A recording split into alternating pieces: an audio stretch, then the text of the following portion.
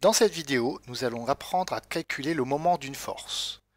Donc nous avons donc une force qui est notée avec une lettre, avec une flèche sur le dessus, et un point qui sera le point de rotation de mon système.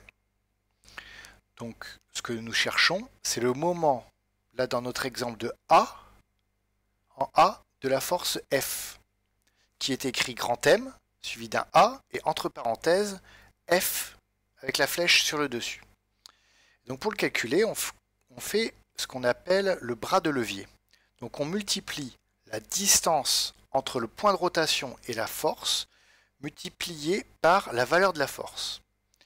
Il y a une particularité, il faut obligatoirement que cette distance soit perpendiculaire à la force. On trouve un nombre, mais ce nombre est soit positif, soit négatif. Il faut alors regarder dans quel sens la force tend à faire tourner le système. S'il tourne dans le sens inverse des aiguilles d'une montre, c'est-à-dire le sens trigonométrique, on lui affecte un signe plus. S'il tourne dans le sens des aiguilles d'une montre, on lui met le signe moins. Prenons un exemple. Nous avons une force F qui vaut 100 newtons. Un point C et des dimensions. Je veux calculer le moment en C de la force F. Donc je vais essayer de trouver la dimension qui est perpendiculaire à la force. Donc mon 37 a la même direction que F, donc il ne convient pas. Le 53 est oblique, donc il n'est pas perpendiculaire. Il faut prendre le 42. Donc je fais comme calcul 42 fois 100.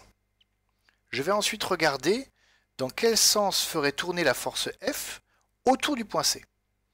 Elle est dirigée vers la gauche et elle ferait tourner mon système dans le sens des aiguilles d'une montre.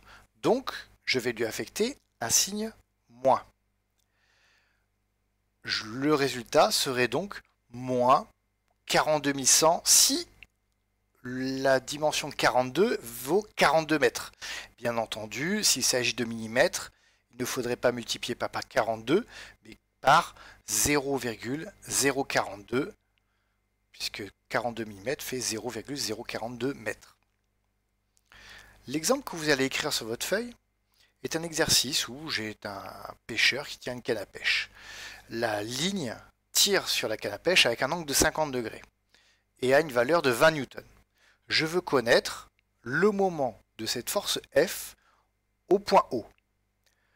J'ai plusieurs dimensions, comme dans l'autre exercice.